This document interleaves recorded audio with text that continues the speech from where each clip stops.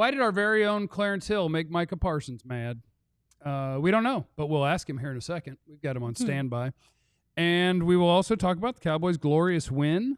We'll have a check-in on the Tankathon, free agents that need to be prioritized for this team. All of the things that we want to hear about from you in the chat will be part of today's show. And I'd like to say hi. My name is Jeff. Oh, Kavanaugh! Yep. Oh, next to Kavanaugh. me, I do like. Kavanaugh. Kavanaugh. That's a nice accidental, I think, audible from the great T.C. Fleming, who is running the show today. You just invented the potato chip. Next to me is the greatest beat writer in the history of the Cowboys and someone who would never infuriate the best players on the team, Joe Hoyt. Tell him something, Joe! That's right. Next to him is our X's and O's extraordinaire. Aisha Morrison has two eyes.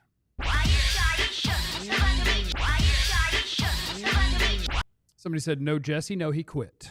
No, Jesse Hawley.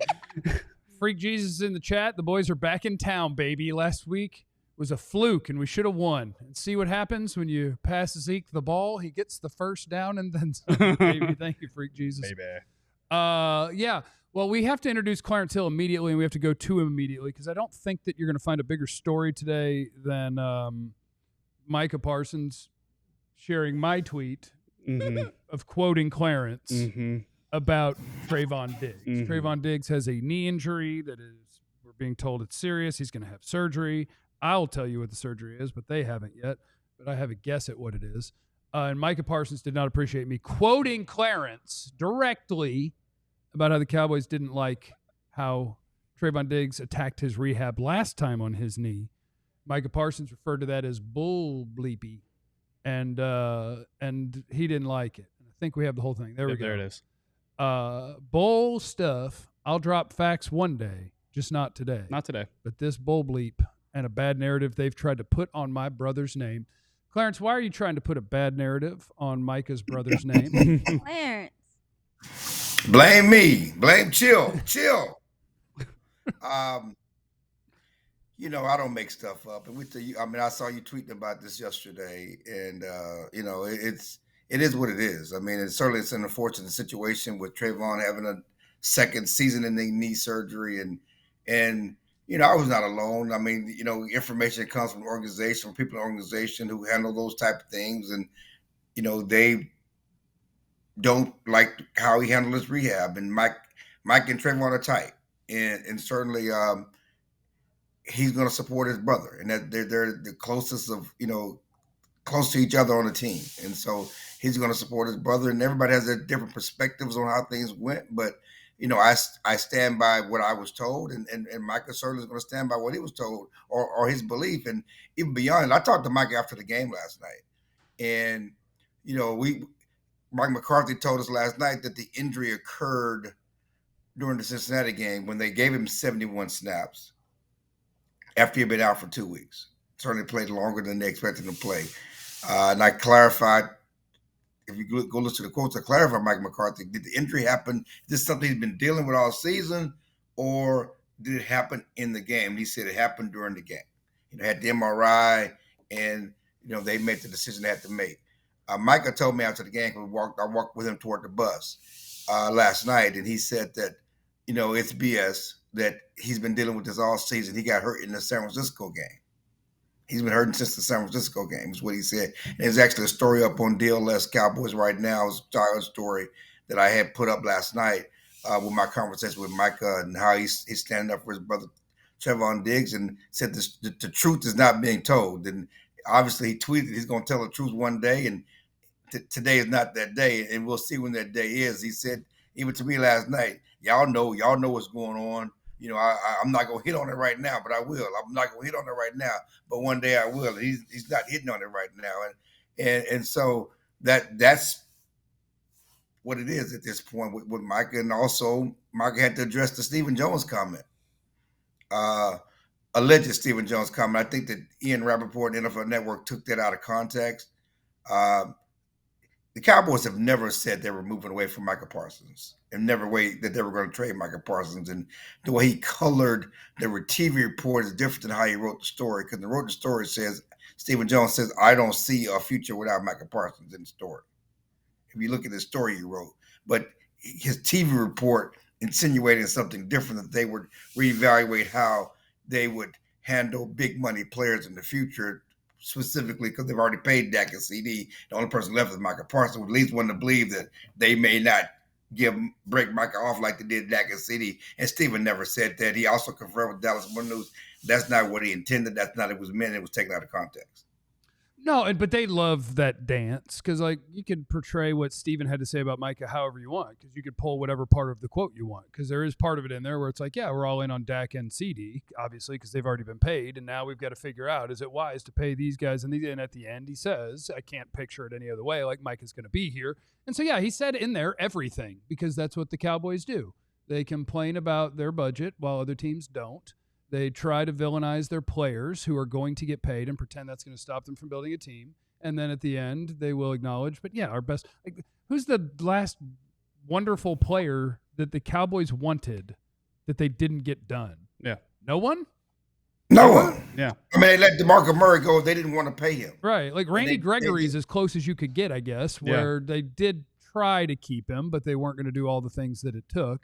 Like, they're superstar. There's no point in finding guys like Micah if you're not going to do what it takes to keep guys like Micah. He's going to be here. No, so we're going to be fine.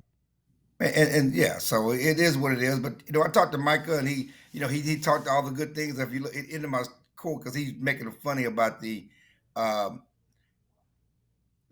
talk. He said, I'm going to play my hardest. I want to win a title. I'm in my prime. I have had individual success. I hope we can carry this momentum on. I'm going to give my heart to the end of the season, and we're going to carry this into the next season if I'm here. Yeah, that's what you're supposed to do. Everybody gets to play the game. Everybody gets to play the stupid little game and the dance. If I'm here. So I don't know if Michael's mad at me, and I know how we're framing this, and I know Trevon tweeted cap, to the comment. But they don't like how it's been portrayed, and hopefully they're not going to shoot the messenger. Yeah, do you think you think you could take either one of them? I'm gonna get that sumo wrestler from that Micah couldn't handle. The young sumo wrestler. I'm gonna go find him. I got you, Jeff. You're with me. It's me and you, right? No. So like, here's Matthew Matthew's in the chat. Jeff, are you going to sugarcoat what you tweet at much now? Or, like, I don't know what that means. Yeah. No, what I tweeted was a direct quote from Clarence, and I will tell you that I have heard from multiple people throughout the process, including during Cowboys training camp, that there are people who feel that way about the way that Trevon Diggs rehabbed his torn ACL. And a player is supposed to stand up for his teammates. So, like, I don't distance from it. I would never report it officially, which is why I patiently waited for someone to say those words out loud that is a beat writer that has those sources, and then I can just retweet it. Instead, I just hint at things that I hear because it's just stuff I hear. But yeah, I have heard those same things. So no, I wouldn't distance from that at all. I absolutely believe that what one of the most respected journalists in DFW said to us on the show about what he's told by people in an organization, which lines up with what I've heard, yes, I believe it's accurate. That there are people in the organization that don't think that he attacked the rehab in the way that they would sure like. And so, yeah, what are you going to do? Yeah. That's it. Chill, you lay this out in your story, too. The ramifications of this with Trevon. Another season-ending ACL injury. From a contractual standpoint, something's coming up. Can you kind of lay out a little bit of just what does this mean from the Cowboys being, reportedly frustrated with how Trevon's handling, and now another subsequent ACL or another subsequent knee injury? And the gray area is how you handle it because it's the injury, and he has to rehab with the Cowboys, once you get the surgery. But the bottom line is that he has his $9 million salary for next season is guaranteed. They have to pick up the option on the 5th day of the league year, 2025. And just from a numbers standpoint, there was always a 2-year out on this deal. You can get out after 2 years. He signed a 5-year, $97 million contract before training camp last year. He missed 11 games. He missed 14 games last year. Mm-hmm. He's only played 10 games this year. His salary cap hit next year is $14 million. I think 14.7 and 14.25. 14.25, and his dead cap is 12.7. So there will be a savings. And again, you have to look at the timelines here because if he's hurt in December, and you got it, and this could be a lengthy rehab knee injury. He might not be available at all in 2025 or late in the season, if that's the case. And again, coming off the injury this year, he came back, but he was never himself. Now you're talking about 2 years from being yourself. And even when you come back, are you going to be yourself? Oh, goodness. All right, so if you the next time you're in the Cowboys locker room, Chill, I just hope that you're okay. Wear a helmet, put a Guardian cap on it. I hope you don't get beat up by either Micah or Trevon. Don't get sneaked. I got Clarence. you, Chill. I'll be there with you. I've been here since 97. I've been on this wall since 1997. I've been on this wall. You want me on this wall. You need me on this wall. Thank you, Clarence. Bye, Clarence. He doesn't know, though. Young people are different these days. I'm saying. The world's changing. He is getting older and in less good shape to defend himself. No. And the young people are getting crazier. I see stuff on the internet. Middle schoolers punching teachers. I'm just telling you. It could get wild in there. Yeah, go ahead. He looked like he just woke up.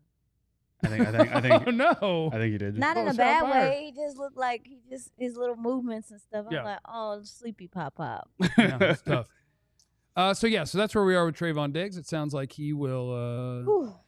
I'd be surprised, I guess, if he played next year, and if he did, it would be somewhere in the middle of a season or late in the season, coming off of a second surgery to the same knee. And when you have to have a knee surgery on a surgically repaired ACL knee, but the ACL is fine, what it means about what's going on in your knee, it's not good. Yeah. And I don't know if they'll use the M word, but based on the things I'm told about what is hurt in Trevon's knee, I believe the M word is what applies. And the M word is microfracture. It's not a fun surgery, and it's like a 9-month rehab, and you hope it works great. Well, 9 months from now, do the math. Oof. You're getting into the season, and then we saw this year with Trevon Diggs, and obviously, reportedly, the rehab didn't go that well, but he was not himself this year, and he dealt with injuries constantly throughout this season before he was finally able to play. And they feel like they're at a crossroads a little bit in terms of what they do, and contracts force these kind of conversations, and there's an opportunity to have that conversation this offseason. No, it's serious. Corner, what's going on with your cornerback room right now? It's just kind of ugly. I feel like we came into the season obviously knowing that Trevon was coming off the ACL, Great but point. Still saying, this is Trevon Diggs. Then you're going to have Deron Bland. You obviously have Jordan Lewis. I think we found some comfort in kind of what corner looked like this year. And now with the ramifications of his injury, getting re-injured, you might have to make some decisions, Yeah, and Kevin Gray Sports, who is part of our DLLS Mavericks show, Micah versus Jeff, Falls Count Anywhere match at AT&T Stadium. Who wins? I think it's a good question. Oh, my God. The 6 foot, what is he, 6'3"? Is he 6'3"? 6'3", called about 250. About 6'3", 250. Prime of his career. Strong as an ox. No, he's got no chance against Healthy you. body. No chance. Testosterone levels healthy and high versus this. This is crazy. My question would be, can you tap out as soon as the bell rings, or does he have to touch me before it's over? He's got to get hands on you. Okay, 3 seconds is how long that thing lasts. At least Jeff is honest. It'd be about 3 Some seconds. people be in denial. Yeah, it'd be about 3 seconds. Yes, that sucks. That sucks for the Cowboys. It sucks for Trevon. It sucks for me because when people hurt their knees a lot, I can feel it in my body. Yes. And so that's very unfortunate. Yes. Anything involving cartilage as a veteran. Yeah. Anytime I heard that from any of the people I served with, we started praying. Yeah, it's not fun. Yeah. So. We all silly like the mayor.